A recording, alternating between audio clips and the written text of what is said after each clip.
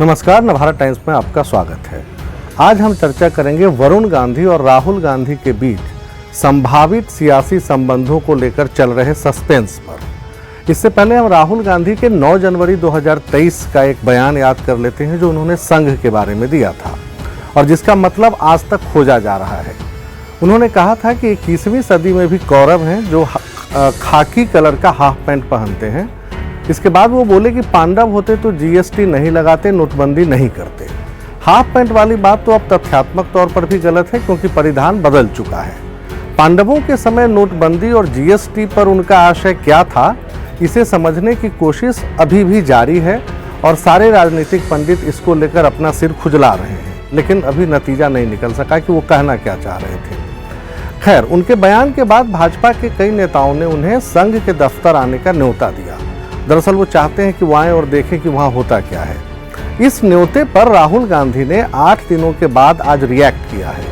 उनसे सवाल पूछा गया कि क्या अपनी ही सरकार के विरोध में पत्रजीवी बने चचेरे भाई वरुण गांधी को वो अपने साथ लेंगे। इस पर राहुल कहते हैं, मेरी विचारधारा उनसे नहीं मिलती, मैं आरएसएस के दफ्तर में कभी नहीं जा सकता, उससे पहले मेरा गला काटना पड़ेगा। मतलब अब और ये पूरा बयान आप खुद सुन लीजिए, फिर इसके बाद हम आगे बढ़ते हैं और चर्चा करते हैं कि ये पूरा माजरा क्या है। बात नहीं कर रहे थे, वो भी मिल गए। आप वरुण गांधी से मिलेंगे? देखिए, वो बीजेपी में हैं। शायद अगर वो यहाँ चलेंगे उनको प्रॉब्लम हो जाएगी, मगर मेरी विचारधारा उनकी विचारधारा से नहीं मिलती है। मेरी विचारधारा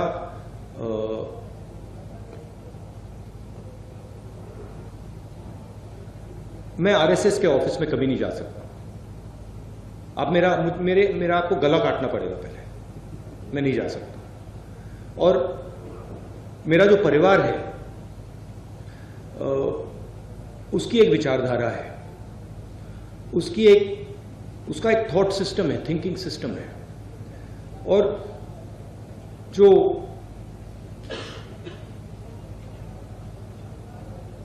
वरुण हैं, उन्होंने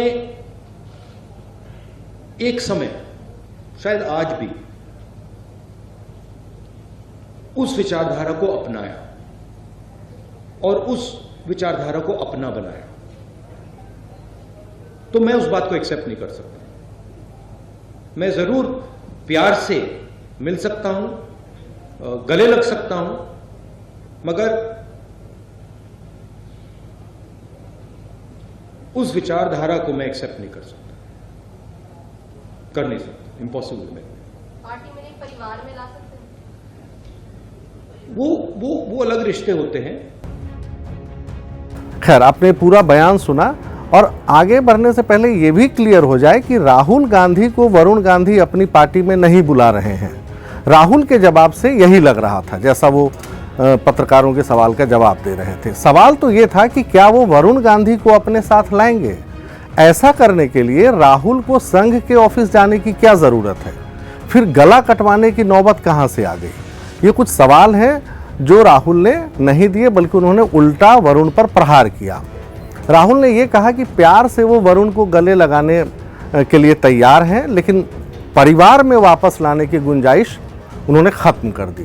उन्होंने साफ कहा कि मेरे परिवार की विचारधारा अलग है और वरुण की अलग। मेरे मतलब वो अपने परिवार को अलग मानते हैं, जो पहले से 80 के दशक के आखिर से तय हो चुका है, शुरुआत से ही। बल्कि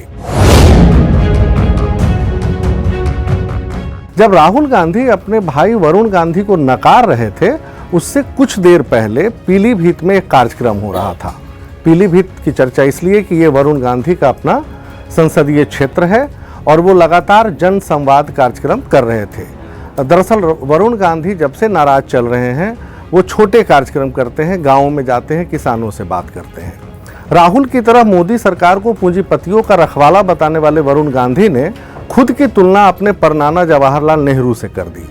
इसके लिए उन्होंने एक किस्सा भी सुनाया कि कैसे उनको जब सांसद के तौर पे 1 लाख की सैलरी का पहला चेक मिला तो वो लौटाने पहुंचे। लोकसभा अध्यक्ष ने मना किया तो मनमोहन सिंह के पास चले गए जो पीएम थे। मनमोहन ने बताया उनको कि ऐसी ही भावना आधुनिक भारत के निर्माता कहे जाने वाले नेहरू की भी थी। खैर अब इसको लेकर भी तरह तरह की बातें होती है, निर्माता थे या नहीं थे। हालांकि अभी नेहरू की रईसी पर चर्चा करना मुनासिब नहीं है, क्योंकि 1 लाख की सैलरी ठुकराने वाली बात थी और तुलना हो रही थी जवाहरलाल से। तो आगे बढ़ते हैं। वरुण ने यह भी कहा कि न वो कांग्रेस के खिलाफ है न पंडित नेहरू के, मतलब वही कांग्रेस जिससे लड़कर वरुण की मां मेनका गांधी ने अपना पूरा अलग एक सियासी वजूद बनाया और अपनी एक शख्सियत बनाई। ये बात जरूर है कि आज मेनका और वरुण दोनों भाजपा में ही हाशिए पर हैं, और किस लिए हैं इसकी भी चर्चा करेंगे। बल्कि ये कहा जाए तो कमतर नहीं कि सुब्रमण्यम स्वामी की तरह वरुण गांधी भी भाजपा नेतृत्व को अनुशासनात्मक कार्रवाई के लिए उकसा रहे हैं, और 1 साल से नहीं, पिछले 3-4 वर्षों से, जब से लगभग पश्चिम बंगाल में उनकी जिम्मेदारी छीनी गई। वरुण की मां मेनका गांधी 4 सरकारों में मंत्री रही हैं। नरेंद्र मोदी के पहले कार्यकाल में भी वो केंद्रीय मंत्री रहीं। इस बीच वरुण गांधी को पार्टी का महासचिव भी बनाया गया और पश्चिम बंगाल की जिम्मेदारी भी दी गई। लेकिन पीएम बनने के बाद, जब मोदी पीएम बनते हैं, उसके बाद दरअसल गांधी परिवार से मुकाबले के लिए मोदी को किसी और गांधी की ज़रूरत नहीं थी, और इस बात का एहसास करते हुए वरुण को अपनी राजनीति करनी चाहिए थी, लेकिन उनकी महत्वाकांक्षा बढ़ती गई। उन्होंने 2017 के यूपी चुनाव से पहले खुद को सीएम कैंडिडेट घोषित करने की कोशिश की, जो अमित शाह और मोदी को रास नहीं आया। ये सब है पब्लिक डोमेन में। उसके बाद से ही जनसंपर्क के नाम पर वरुण गांधी मोदी सरकार की नीतियों को चुन चुन कर टारगेट करते गए, और वो लगातार करते गए, और ये सिलसिला बहरहाल लखीमपुर खीरी कांड के बाद बल्कि इंटेंसिटी बढ़ जाती है, और वो किसान आंदोलन के दौरान खुलकर मोदी सरकार के खिलाफ हो जाते हैं, पत्राचार करते हैं, मोदी सरकार से डिमांड करते हैं, और लखीमपुर खीरी के लिए एक तरीके से अजय मिश्रा टेनी को ही जिम्मेदार ठहराते हैं, जो केंद्रीय गृह राज्य मंत्री हैं। लेकिन कांग्रेस के भीतर उनके लिए क्या उम्मीदें हो सकती हैं? ये बात जरूर है कि कांग्रेस मुख्यालय 24 अकबर रोड में आज भी ऐसे नेता मौजूद हैं जो संजय गांधी के खास रहे। दरअसल उस समय संजय की कोठरी चलती थी। लेकिन आज से 40 साल पहले एक सफदरजंग रोड में जो कुछ भी हुआ, उसके बाद क्या मेनका और सोनिया साथ रह सकती हैं? शायद जवाब है नहीं। 23 जून 1980 के दिन संजय गांधी की मौत के बाद राजीव गांधी तो कहीं सीन में भी नहीं थे, क्योंकि सबको पता है कि पूरी पॉलिटिक्स और पूरा घर इंदिरा किनसे मिलेंगी, यहाँ तक संजय तय कर रहे थे। 1972 से लेकर इमरजेंसी के झंझावात तक संजय गांधी ने ही पार्टी पर पकड़ रखी और मां इंदिरा के मुख्य सलाहकार भी रहे, या यूं कहें कि बिना उनकी रजामंदी के इंदिरा भी कोई फैसला नहीं करती थी। ये वेल डॉक्यूमेंटेड है। इसलिए मौत के बाद मेनका ही खुद को अपना राजनीतिक वारिस बनकर चल रही थी संजय की मौत के बाद, लेकिन ऐसा कुछ होता नहीं है, और राजीव गांधी अमेठी से उपचुनाव जीतते हैं। खैर उस समय की परिस्थितियों के मुताबिक शायद ये था कि फौरी तौर पर उनको चुनाव लड़ाया जाए, लेकिन उस जीत के बाद घर के भीतर तल्खियां बढ़ती जाती हैं, और पापा के निधन के समय वरुण महज 3 महीने के थे। अंत में मेनका ने 1982 में एक सफदरजंग सदा के लिए छोड़ दिया, ये भी वेल डॉक्यूमेंटेड है।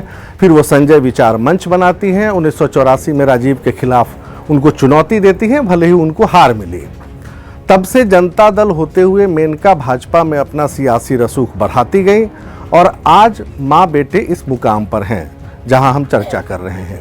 यानी भाजपा में भी हाशिए पर हैं, और राहुल की नो एंट्री का बोर्ड उधर आज कांग्रेस की तरफ से राहुल ने लगा दिया है।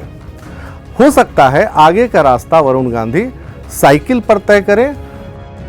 आज के लिए इतना ही। शुक्रवार को फिर मिलेंगे, तब तक के लिए नमस्कार।